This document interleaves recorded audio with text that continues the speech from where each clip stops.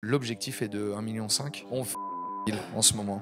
Par jour. Ouais, c'est la moyenne. On est sur un loyer ici à West Hollywood de 13 000 $. Tu tips absolument tout ce que tu fais, tout ce que tu Ouais. payes, tu dois ajouter un tips. Ceux qui mettent 15 passent pour des radins. Si tu mets pas de tips, on te lance un regard éclair. Et 22, t'es sympa. Et puis 25, t'es généreux. Tu livres de Tain l'Hermitage à Paris, ça va vite et ça coûte pas cher. Le faire livrer à Los Angeles, ça coûte beaucoup plus cher. Et donc un total de $6 par an pour tous les salariés. C'est quand même le plus gros poste de coût. Les US, tu peux tout négocier. Tous les coups sont permis, que le meilleur gagne. Je suis arrivé en disant j'ai 100 000. Et on m'a dit mais tu dois 350. Je dis bah ouais, mais j'ai 100. Donc vous voulez qu'on fasse comment? Ça s'est fini à 150. Waouh, ok. Et tout est comme ça. Une personne qui fait du social media ici à Los Angeles, c'est 3 000 $ par mois. Et un PR à 3 000, c'est un PR pas cher. Ce qu'on peut aller chercher avec la puissance et la force de frappe des États-Unis, c'est que tout va vite. Bienvenue dans ce nouvel épisode de Combien ça gagne. Dans Combien ça gagne, toutes les semaines, on décrypte un nouveau métier. Un métier qui nous entoure au quotidien. Cette semaine, on va s'éloigner très fort de notre quotidien parce que l'épisode du jour, c'est combien ça gagne un restaurant à Los Angeles. Los Angeles, c'est très cher. Les États-Unis, c'est très cher. Donc on va être sur des volumes d'affaires peut-être un peu plus gros. On va faire très rapidement une estimation. On a spéculé que ce café faisait $1 million de volume d'affaires annuel. Tout ça avec un panier moyen par jour qu'on a estimé à 40-45 $. Ce qui paraît énorme, mais je pense que c'est vraiment les prix à Los Angeles. On s'est dit que ça faisait environ 3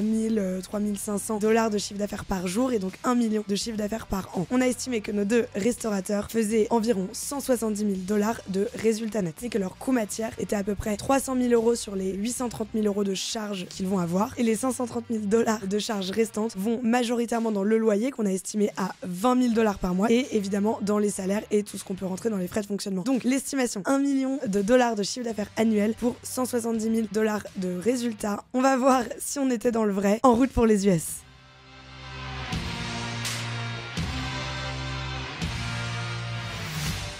On est dans un contexte assez sympa finalement pour cet épisode parce qu'on est à Los Angeles, à Beverly Hills. On est encore à Beverly Hills ou pas là, non? Ouais, c'est... Ok.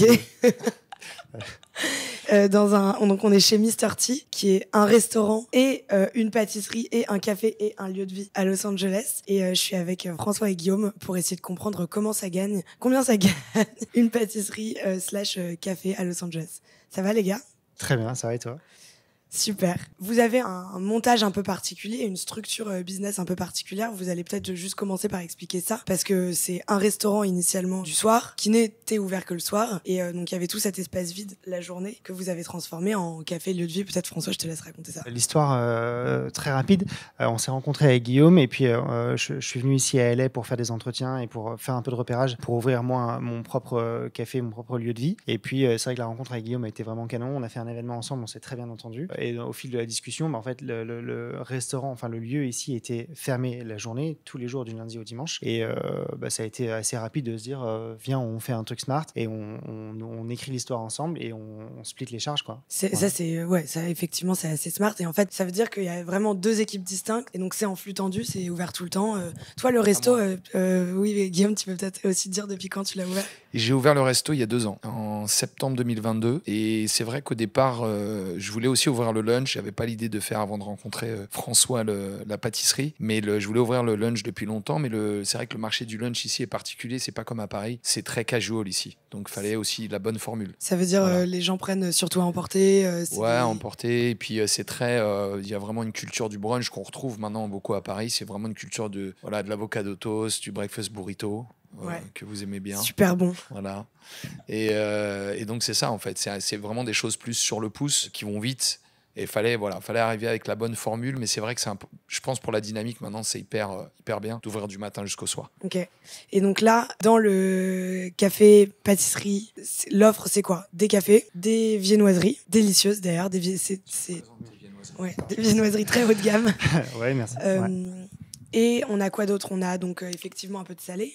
Ouais. Alors en fait, on a une vraie offre breakfast lunch. Quand tu arrives déjà, tu as des boissons chaudes et des jus. On a quand même fait des jus de fruits, légumes et tout qui sont très importants aussi, avec donc des boissons chaudes et froides, les jus, les viennoiseries. On a un peu de pâtisserie et puis après on est sur une offre de lunch salé avec du breakfast burrito, à la salade César, même on a des salades pêche, tomate, burrata. On a des choses comme ça, tu vois. Donc un peu plus quand même. Enfin une offre de café mais plus.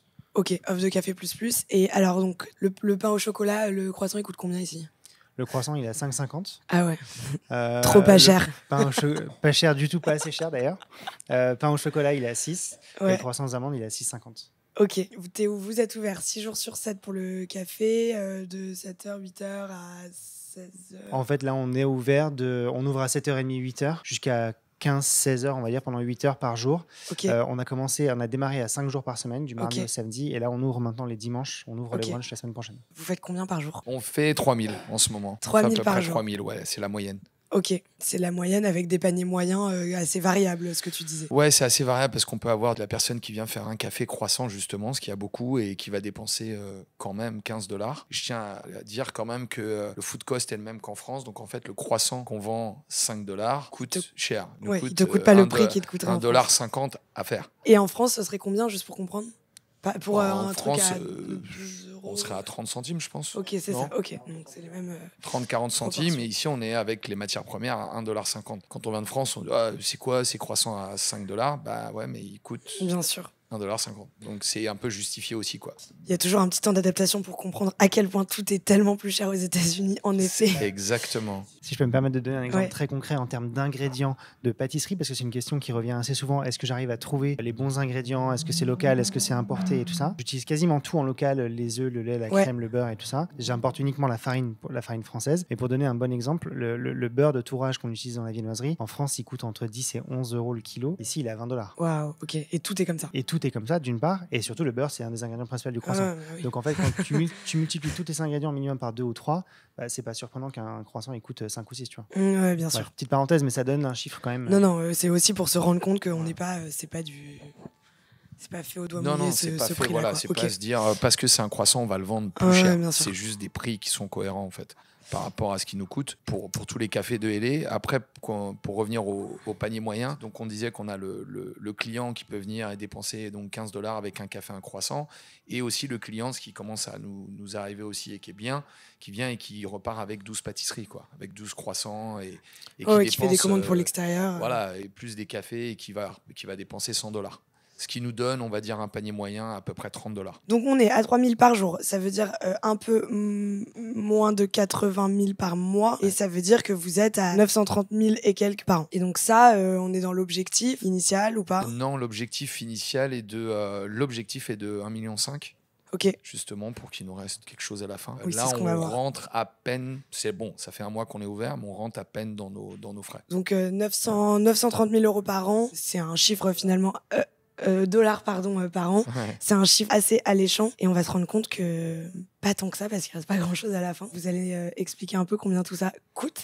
On commence par le loyer. Alors donc le loyer un peu particulier, il est divisé en deux, vous allez l'expliquer. Ouais, le loyer, bah, c'est ce qui était intéressant pour nous dans le montage. C'était la première idée, c'était de diviser forcément le loyer en deux. On est sur un loyer ici à West Hollywood de 13 000 $ avec les taxes, etc. Parce qu'ils ils mettent au-dessus du loyer un triple net, qui sont les taxes du quartier, qui équivaut à peu près à, d'ailleurs, qui doit être à peu près 3 000 $ ici. Donc le loyer net ici est à 10 000 $, ce qui est un très très bon deal parce que c'est un nouveau quartier, en fait. Ok. Je le précise aussi. Et donc en fait là, on a fait une structure où en fait on divise le loyer en deux, ce qui coûte à peu près 6 500 $ pour la bakery et pour le restaurant le soir. Et ce qui permet, juste pour clarifier, en fait, d'avoir ce loyer à 6 000 $. En fait, François, si tu avais ouvert une bakery, une boulangerie, pâtisserie ailleurs, potentiellement, tu aurais un endroit beaucoup plus petit. Alors que là, peut-être que tu pourras aussi un peu plus tirer sur ta marge plus tard parce que tu vas pouvoir faire beaucoup plus de volume avec un loyer qui est finalement pas énorme. 6 000 $ par mois, tu te dis,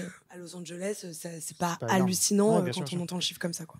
Non, bien sûr, je pense que j'aurais pu trouver un loyer à 6 000 $ par mois, mais là, on a quand même pas mal d'avantages à ça. C'est que l'espace est extrêmement grand. J'aurais jamais pu m'offrir Ouais, ça c'est ça. tout seul en arrivant ici avec mes petites valises et 6 000 $ par mois. J'aurais jamais trouvé un espace comme celui-là. Au-delà d'être intéressant de partager le loyer, on partage aussi pas mal d'autres charges, dont les énergies et donc pas mal de choses comme ça. Donc, mis tout bout à bout, déjà, on peut produire plus, on peut faire une projection de chiffre d'affaires beaucoup plus importante que si j'avais ouvert un petit café tout seul. Et en plus, il y a quand même pas mal d'avantages, quoi. Rationaliser un certain nombre de charges. Je précise juste un truc aussi, c'est vrai que ce qui a coûté, parce que moi je suis arrivé et j'ai pris ce local brut de béton, et ce qui a coûté très cher, c'était les investissements de départ. Bien sûr. On n'a pas qu'on n'a pas Oui, eu. que vous n'avez pas On n'a là. acheté que des équipements, on a fait des transformations pour que le lieu se prête un peu plus à un café, mais l'investissement de départ qui coûte très cher, quand on part du béton, c'est tout ce qui est évacuation, Bien sûr. climatisation, haute, etc. Et quand on arrive dans un lieu qui est déjà construit, ça va de la porte à la lampe, tout. Donc ça, c'était investissement zéro pour nous, pour ouvrir le café quelque part. Donc c'est un gros avantage aussi. Oui, pour qui le permet, montage. qui permet de Ouais. voir aussi combien tu vas faire et quel est ton objectif assez rapidement. Donc, on est à 72 000 de loyer par an. Les salaires, j'imagine que vous avez combien de personnes? On est 8. 8 personnes, ok. En vous comptant tous les deux. Tes salaires, tu les calcules comment? C'est combien le prix des salaires? Le prix des salaires, en fait, ce qui est assez simple ici, au niveau du... en fait, il y a les salaires, donc tu es en salary, donc là, tu as un flat salaire et tu dois faire 40 heures par semaine. Ok. Ce qui est souvent appliqué ici sur les managers, sur les gros postes. Manager et cuisinier, chef. Le reste, à part les sous-chefs, donc c'est chef, sous-chef Ok. et manager. Ça, c'est un salaire fixe. Le reste est à l'heure. Donc tous les gens qu'on voit travailler tous les jours, celui qui est à la caisse, le barista, ils appellent ça le runner busser, celui qui emmène les plats aux tables, celui qui débarrasse les tables, les serveurs, tout ça c'est à l'heure. Ici, alors on a de la chance parce qu'on est plus considéré comme West Hollywood dans le quartier, mais on est à la frontière de Hollywood. Donc, et ça change quoi? Ça change que ce que je ne savais pas, ce qui est quand même amusant, c'est que d'un quartier à l'autre, les hourly ne sont pas les mêmes. Ah, waouh! Donc, ça si se fait? tu travailles à West Hollywood, tu gagnes $19 de l'heure. Ok. Et si Si tu tu travailles à Hollywood? Hollywood, qui est la rue derrière, Ouais. donc là, tu es à 17 et quelques. Donc, nous, on payait un peu moins nos employés en étant sur le district de Hollywood. Ok. Petite Ah, c'est précision marrant, et ça. qui est marrante aussi parce qu'il y a des districts dans la ville. Et donc, on est à peu près, donc on disait chargé, on doit être à peu près à $25. C'est des chiffres de 8 heures quand même. Donc, un employé coûte quand même $200 par jour. Sachant Ok. que lui se fait aussi des tips. La plupart des serveurs, etc., se font des tips qu'on connaît aux États-Unis, qui sont de l'ordre d'à peu près de 20%, sur un café, entre 15 et 20% du chiffre d'affaires. Ok, donc on est sur des... Alors, donc il y a quand même effectivement cette grosse différence aux US, c'est que tu tips absolument tout ce que tu fais, tout ce que tu payes, tu dois ajouter un tips. Il y a certaines villes dans lesquelles c'est un peu plus cher. Par exemple, à New York, tu tips rarement en dessous de 20%. Ici, c'est plutôt 15, de ce que j'ai vu en tout cas. Non? Non, c'est 20. C'est 20 aussi? Ouais, c'est 20. Ok. Et 20, c'est la moyenne ou c'est la moyenne basse ou 20, c'est la moyenne. 20, c'est la moyenne. 20, Ok. c'est la moyenne. Ceux qui mettent 15 passent pour des radins. Et si tu mets pas de tips, on te lance un regard éclair. On est passé combien de fois pour des radins depuis qu'on est arrivé aux États-Unis, à votre avis? Non, parce que maintenant, ce qui est même fou, c'est qu'il y a un moment, ça a démarré. Moi, quand je suis arrivé, c'était 15, 18, 20. Donc, les gens, pour être bien, mettaient 18, 20. Après, c'est passé 18, 20, 22. Et maintenant, il y a des endroits où c'est 20, 22, 25. 20, 22, 25 ? Ouais, donc voilà. Donc, le 20, t'es le radin. Tu mets pas en dessous de 20, ouais, ok, c'est Voilà. ça. Et 22, t'es sympa. Et puis 25, t'es généreux. Ok. Mais 25%, ça fait un petit... tous les jours, ça fait un petit billet, quoi. Donc, on est à peu près à $80 000 par an par personne pour tous les salariés et donc un total de $600 000 par an environ. Donc c'est quand même le plus gros poste de coût que vous avez dans vos charges. Ouais. Le food cost qu'on appelle ici, donc qui est le coût matière en France, il est de combien? Autour de 20%. Autour de entre 20 et 20%, 22, ouais. qui est une moyenne en France. Si tu faisais une boulangerie pour comparer, t'arriverais à être à peu près dans les mêmes types de pourcentages. Ouais, je pense. Tout confondu, parce que tu as des produits qui sont, sur lesquels tu arrives à gagner un peu plus d'argent, et sur certains produits sur lesquels tu n'y arrives pas. Mais ce qui coûte cher, par exemple, ici, bon, je parlais du beurre tout à l'heure, mais le chocolat aussi, je le paye quasiment 2 fois et demi plus cher qu'en France. Parce que le chocolat, pour citer la marque, mais le chocolat Valrhona, il est fabriqué en France et tu le livres de Tain-l'Hermitage à Paris, ça va vite et ça coûte pas cher. Le faire livrer à Los Angeles, ça coûte beaucoup plus cher. Et donc on est autour de 50, $55, voire $60 le kilo. C'est kilo. hallucinant. Donc tu ouvres un sac, c'est 3 kilos, tu as déjà 150 balles, 160 balles facile. Quoi. Ok. Donc en fait, voilà, le food cost, c'est correct, mais voilà, il y a certaines matières premières, faut être un peu smart dans ce que tu utilises. Oui, donc là, en fait, réussir à être dans ton 20%, c'est pas un exploit, mais on va dire que c'est très très bien, quoi. Ouais, c'est bien, mais il faut être smart dans Ouais. l'utilisation. Tu mets pas du chocolat forcément partout, tu mets pas des framboises parce qu'elles coûtent une fortune, tu les mets pas Ok. partout non plus. La vanille, tu fais attention de la façon dont tu l'utilises. Voilà. Ok. Donc on est à peu près par an à $200 000 de food cost sur ton chiffre d'affaires de $930 000. Ok. Ensuite, il reste quelques postes de coûts. Tout ce qui est assurance, vous disiez que c'était très cher. Assurance, ouais, moi j'ai été surpris en arrivant. D'ailleurs, j'ai démarré entre l'assurance du personnel, l'assurance du local, l'assurance. Ici, il y a beaucoup de. Pas comme en France, si les gens, on en parlait tout à l'heure, ils appellent ça liability, c'est tout ce qui couvre les accidents, s'il y a des clients qui viennent, qui glissent, qui se cognent, etc. Et donc, on était, pour couvrir le local, c'était $80 000 à l'année. C'était hallucinant. énorme. C'était du Hallucinant. 6005, 6008 Ok. mensuel. Moi, j'ai fait un gros. J'ai négocié parce que j'ai vu que c'était un gros poste. Ouais. Et donc, Ça se année... négocie. Ouais. Tu peux le. Ouais, les US, tu peux tout négocier. c'est un peu le souk, quoi. C'est très cher, tout se négocie. Ouais, mais c'est un peu le. Autant on parle d'Eldorado, mais c'est le Far West. Voilà. Donc, c'est vraiment ça. T'arrives avec ton flingue et puis ça tire. Et... C'est ce qui est aussi assez enrichissant comme expérience ici, c'est que tu peux vraiment, c'est fou, quoi. Ça n'a rien à voir avec ce que nous. Tous les coups sont permis, que le meilleur gagne, et à la fois, plus t'es déter, plus tu peux péter les plafonds de verre et aller très vite. Mais je pense que ça, c'est un conseil. Moi, je le savais pas en arrivant, mais que je peux donner, c'est que quand t'arrives, tu peux y aller, quoi. Tu peux t'énerver. Il faut pas arriver avec la mentalité. Moi, je sais qu'en France, sur des. Moi, j'ai appris, il y a plein d'anecdotes, mais je sais qu'en France, si tu négocies 10% sur un devis, c'est déjà très, très bien. Parce qu'au bout d'un moment, le mec qui te fait la clim, il va te dire t'es gentil, pépère, mais si tu me négocies 20%, moi, je gagne plus rien. Donc, il va dire moi, je vais à un autre job. Ce qui m'est arrivé à plein de fois en France. Ici, j'ai négocié des devis à presque 50%. C'est fou. Donc en fait, ils arrivent, ils veulent te massacrer la tête, et puis et puis tu dis ah mais non, il faut vraiment la faire. Genre le gars te dit 20 000, tu dis ah désolé j'ai 8. Et le gars tu dis ah ouais mais bon je peux pas te le faire. Il y a quand même une assez grosse différence entre 20 et. C'est ça. Mais c'est véridique. Hein. C'est vraiment. Moi j'ai eu cette expérience là où je dis au gars 8 parce que c'est vraiment ce que j'ai. Et du coup je me dis bon bah je vais tenter. Et le gars revient vers moi en m'ayant annoncé 20, me dit ouais, mais bon, tu comprends que si je vais en dessous de 12, donc déjà, il est passé de 20 à 12 en un échange. Donc, il y avait 8 000, je sais pas où ils sont partis. C'est vraiment le meilleur exemple pour expliquer le Far West, mais tous les coups sont permis, no limit. Ah non, mais c'est vraiment du no limit. Je peux raconter des histoires. J'ai un devis de... Je la fais rapide, mais elle est marrante. Il y a la fin des travaux. J'étais pas content de la fin des travaux. On était sur un budget de 1,5 million quand même de travaux. Et à la fin, il y a une enveloppe de 350 000 qui est à payer. Je suis pas content pour plein de prestations, etc. Donc j'arrive quand même avec des preuves, des trucs, etc. Je monte mon dossier. Je l'ai fait aussi parce que j'étais un peu en cours d'argent. Donc voilà, j'étais un peu obligé de le faire. C'était vraiment des négociations. Pour moi, c'était aussi nouveau, mais je suis arrivé en disant j'ai 100 000. Et ils m'ont dit mais tu dois 350. Je dis bah ouais, mais j'ai 100. Donc vous voulez qu'on fasse comment? Et pareil, ils sont revenus vers moi, ils m'ont dit bon, on veut bien te faire 250. Et je dis je crois que vous avez pas compris, j'ai 100. Les mecs t'enlèvent 100 000 balles comme ça au doigt mouillé en 3 minutes. Quoi. Ouais, c'est ça. Ça a duré ça a duré quand même 15 jours. 15 jours, 3 semaines. Donc c'était un peu stressant, mais ils sont venus, ils m'ont dit non, 250. J'ai dit vous avez pas compris, j'ai 100.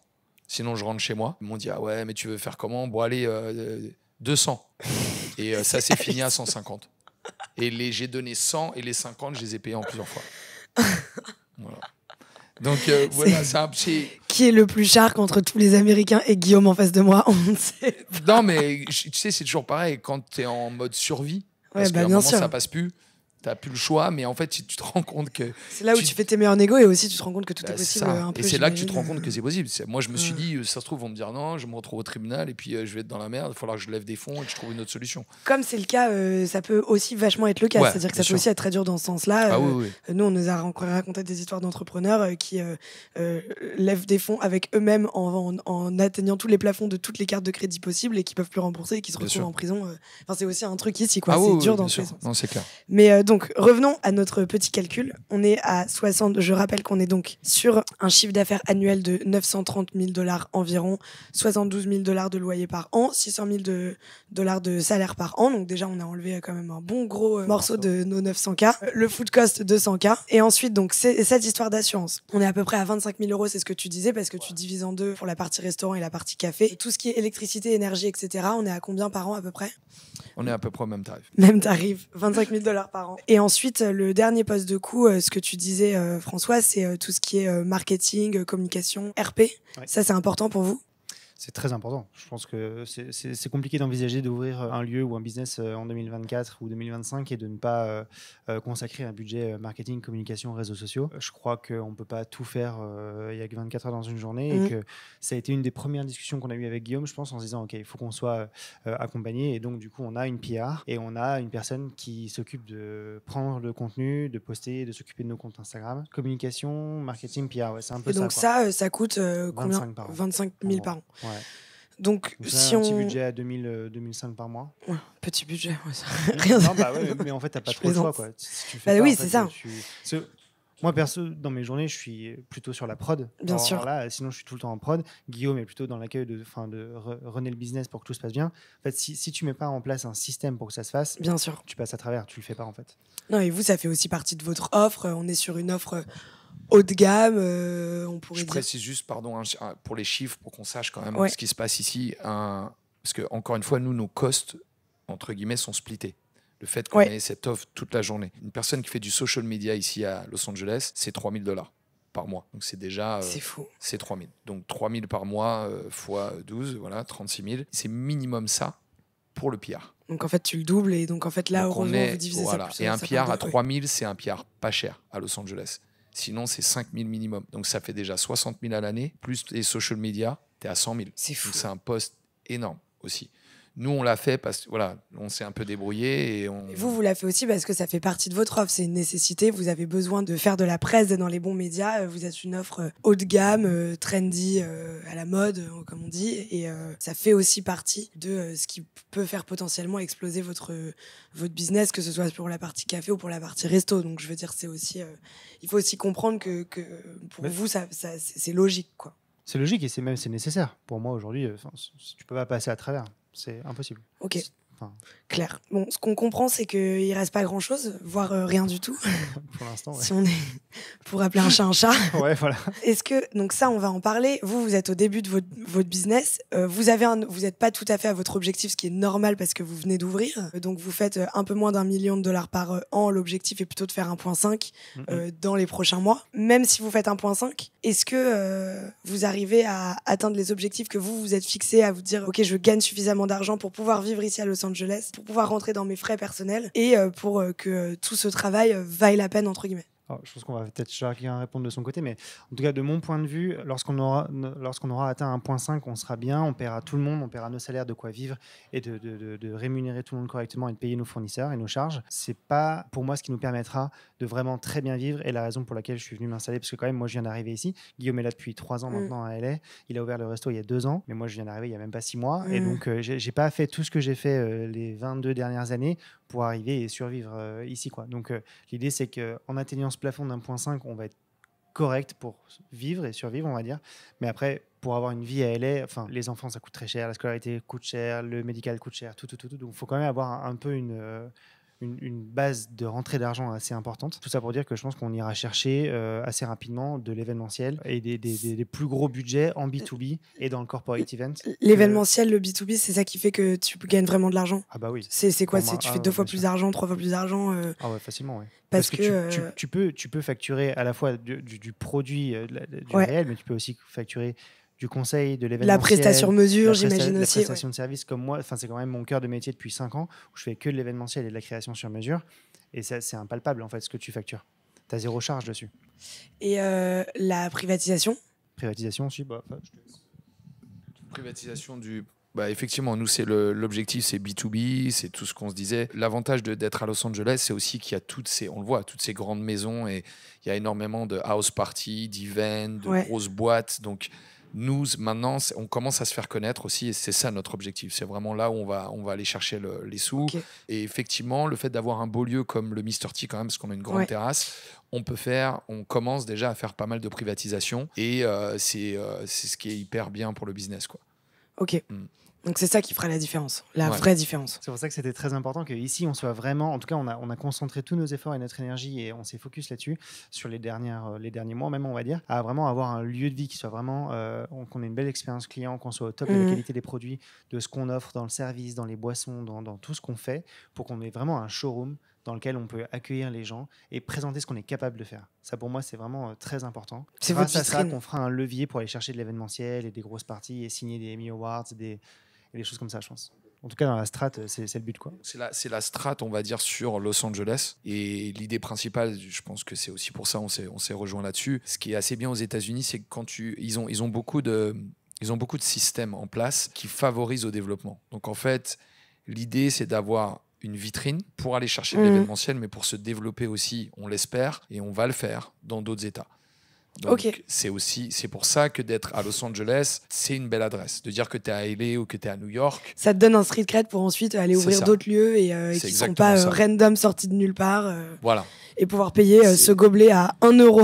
C'est $1. Ouais, mais c'est exactement ça. Et en fait, l'idée, c'est que, comme d'habitude, si tu arrives et que tu es déjà à Paris, parce que moi, il y a quand même le Mr. T qui est sur Paris, qui donne une légitimité, qui est quand même sympathique. Donc, ce qui nous permet de communiquer sur le Paris-Los Angeles. Ouais. Et le fait de faire à Los Angeles, ce que disait François, un très beau café et de présenter vraiment ce qu'on est capable de faire. On sait que l'argent ne sera pas là, mais que par contre, de se développer dans la ville et de pouvoir se développer dans d'autres États et d'autres villes, c'est le goal. Et juste pour comprendre, se développer dans d'autres États, ça permet. Il y a plein d'États dans lesquels tout est moins cher. On peut juste revenir à ce gobelet qui est sous mes yeux. C'est un gobelet au demeurant très beau. C'est gentil. Mais est-ce que juste vous pouvez me dire combien coûte un seul de ces gobelets à l'achat pour vous? J'allais dire 70, mais j'ai oublié le couvercle. La vérité, Guillaume. La vérité. $1. $1. Donc en fait, c'est ça quand on voit un café même, $7. Le café, le latte, il est à $7 par exemple. Ou le il café, est à $6. Donc c'est quand même. Et le café, le lait coûte plus cher.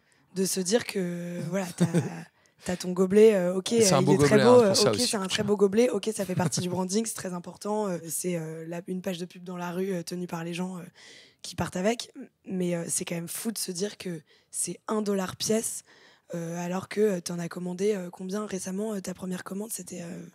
Ce qu'on disait lorsqu'on a commencé à bosser sur toute l'image et tout le projet et le branding, on a fait une création graphique qui allait du gobelet comme ça, et il y a plusieurs tailles de gobelets, je le disais tout à l'heure, mais aussi aux boîtes à gâteaux et tout. Donc c'était un ensemble, et on a fait une première commande à $25 000 quand même, pour des boîtes à pâtisserie, pour toutes les tailles de cups, pour tous les leads, pour tout ça. Mais en fait, ça paraît rien, mais c'est que des petits détails, mais c'est des textures soft touch, c'est un truc personnalisé sur mesure avec une double paroi pour pas que ça te brûle. Enfin, c'est des petits détails, mais en fait, si tu fais pas ça, tu fais juste une cup classique que tu payes 30 ou 40 centimes. Donc tu peux quand même... tu peux le faire sans ça, bien sûr, bien sûr.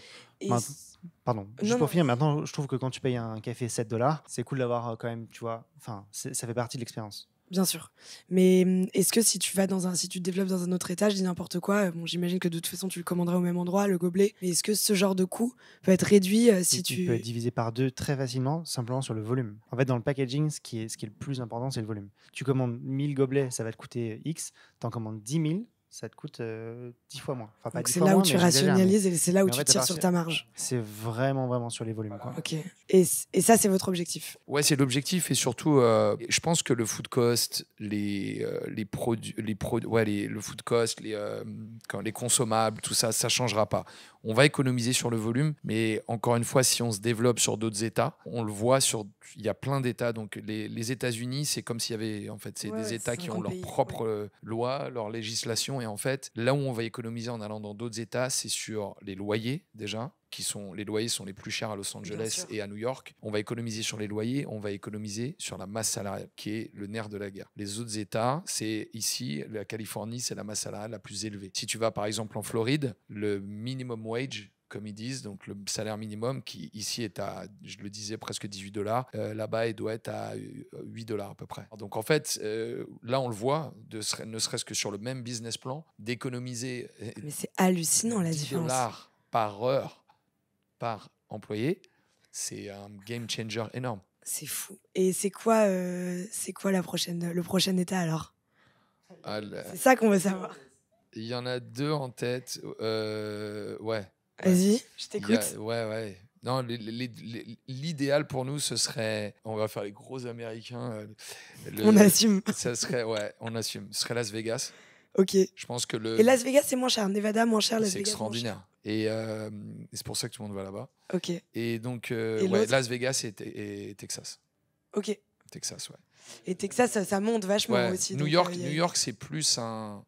C'est une vitrine aussi, New York. Tu peux C'est pas une marger, non? vitrine, je pense que c'est aussi, ce serait beau pour l'histoire de faire New York, mais businessment parlant, c'est plus intéressant. Moi, j'ai rencontré un restaurateur qui a fait des grosses maisons à New York et qui allait voir ce qui se passe au Texas il y a une douzaine d'années et qui aujourd'hui est le plus gros restaurateur de Houston et qui en fait a tout compris, quoi. Il a dit, moi, je n'ouvre pas de restaurant à New York. Il est allé voir ce qui se passait à Houston et aujourd'hui, il a 10 ou 12 restos. Il continue à se développer. Il part sur Dallas maintenant. Et tu le sais pas quand tu vas pas sur place, quoi. C'est ça qui est intéressant, ce que j'ai fait et qui est marrant. Mais après, ce qui est intéressant, c'est de voir que c'est très dur dans des villes comme New York et Los Angeles de réussir en développant ton business de resto à vraiment marger, à vraiment gagner de l'argent. Mais à la fois, on reste aux États-Unis et donc tout est possible en restant dans le pays. En allant dans plein d'autres États, plein d'autres villes qui montent. En fait, l'univers des possibles te permet en fait de quoi qu'il arrive trouver des solutions pour réussir à atteindre cet objectif que tu avais de gagner tel argent en arrivant, quoi, un peu. Ouais, exactement. Et c'est la raison pour laquelle on est là, je pense. Enfin, Bah oui, à mon avis, mais c'est... d'avoir un showroom à LS, c'est cool. Après, l'idée, c'est vraiment de se développer et d'aller chercher ce qu'on peut aller chercher avec la puissance et la force de frappe des États-Unis. C'est ça. C'est que tout va vite. Ouais. Vraiment. Enfin, moi, il y a un truc qui vient d'arriver, entre guillemets, qui vient d'emménager ici. C'est que dans le business, on n'a pas le temps ici. Tu envoies un mail, tu as la réponse dans l'après-midi ou le lendemain matin ou plus tard. En France, si on attend 10 jours pour te répondre, bon, c'est comme ça, quoi. Ici, ça n'arrive pas, en fait. Donc, je sais pas, c'est plein de choses comme ça, mais je me perds un peu. Mais je trouve que quand même, ça va vite et que quand tu veux faire du business et que tu veux bosser, tu as les capacités, je pense, ici de développer assez vite. C'est assez prometteur. Hein. Mais par contre, ouais, juste pour finir la parenthèse, ça va vite aussi, je pense, De se planter. De se planter et de perdre beaucoup d'argent rapidement. Ouais. Parce que en fait, toutes les charges sont tellement importantes que si tu te plantes, ça va pas attendre 6 mois avant de fermer, quoi. Ouais, mais c'est ça qui est fou. C'est vraiment, ça peut aller très très vite dans les deux sens. Voilà, comme on disait, la masse salariale dont on vient de parler, à 80 000 $ par mois, bah, en fait, sur un mois, si tu fais pas le chiffre d'affaires, comment tu les payes, quoi. Ouais, bien sûr. Et par exemple, là-dessus, un truc que je me demandais, tu parlais de ton fournisseur de chocolat très connu, Valrhona. Pourquoi ce chocolat? Pourquoi est-ce que tu es obligé de l'importer, de prendre celui-là? Est-ce que c'est... Ouais, alors il y a plusieurs raisons à ça. La première, c'est que d'une part, je suis plutôt très fidèle et très loyal aux marques avec lesquelles je bosse depuis très longtemps. Valrhona, ils ont été les premiers à me faire confiance il y a très longtemps quand j'ai commencé à faire du conseil. Et j'avoue, déjà au-delà de la qualité de leurs produits, qui pour moi est une des meilleures au monde, c'est une vraie relation de confiance qu'on a depuis 15 ans. J'ai toujours commandé des tonnes, ils m'ont toujours fait travailler et vice-versa. Et je ne me voyais pas travailler avec une autre couverture ici, au-delà de la qualité. Et après, non, sur d'autres ingrédients, je suis très local. Je le disais tout à l'heure, le lait, la crème, le beurre, les œufs, on achète ce qu'il y a de mieux, mais c'est local. Donc c'est un bon mix entre les deux, je pense. Ok, tu penses que tu pourrais pas moins dépenser avec ce niveau de qualité? J'irai pas chez un concurrent qui me coûtera 2 fois moins cher. Il y a certaines choses où je serais pas prêt à le sacrifier parce que justement, dans l'objectif, on a quand même envie de se classer plus en termes d'offres, de pâtisserie, d'expérience. Et moi, j'ai envie de m'éclater. Et pas me dire justement je suis venu aux États-Unis donc du coup je dois me restreindre, je dois réussir. J'ai pas du tout envie de ça, donc j'ai envie d'offrir le meilleur aussi à mes clients et ça passe par les ingrédients, à la base. Très prometteur, dur mais prometteur ce business. Challenge. C'est ce qu'on conclut. Challenge, mais non, vous avez l'air d'être dans le bon côté du challenge. Je voulais dire que aussi là on attendait de voir un petit peu comment ça allait se passer l'ouverture et on savait pas trop au niveau de la com, etc. Mais du coup on voulait se roder un petit peu, mais là on commence aussi les services de livraison. Je pense que ça va être aussi un gros atout, ça c'est hyper important et on le voit. Moi on a de l'autre côté de la rue un Méditerranéen qui est un petit resto sympa mais qui fait 80% de son chiffre à emporter. Et vous pensez que vous pouvez faire combien? Je pense qu'on peut faire peut-être pas 80, on peut en faire facilement un 50-50, je pense. Ah oui, donc ça peut potentiellement changer beaucoup de choses et assez vite, j'imagine. Assez vite. C'est quoi les services de livraison ici, juste pardon? Donc il y a Uber Eats. Ouais. C'est le plus gros ici? Non, c'est DoorDash, je crois, le plus gros. Il y en a un autre aussi. Et il y a aussi un nouveau, pardon, juste pour finir, mais qui s'appelle Easy Cater. Ok. Et en fait, qui est très pareil, qui marche beaucoup à Los Angeles parce qu'en fait, il y a beaucoup de compagnies, de corporate, etc. Oui, des events de bureaux. Ils ont besoin de bureaux. Et même, comme on en parlait tout à l'heure, il y a beaucoup, moi je l'ai vu, il y a beaucoup d'events dans les maisons. Et donc, les gens commandent, je sais pas, 100 croissants. Ou 100, ils ont besoin pour un petit déj. Enfin, c'est un truc c'est prometteur. Honnêtement, parce qu'en fait, elle est grand. Et moi, j'en parlais encore hier, j'en parlais avec mon avocat et je lui dis qu'à Beverly Hills, je lui ai ramené. Il me dit, ah, mais d'ailleurs, vous allez les livrer? Je dis, ouais, la semaine prochaine, on démarre.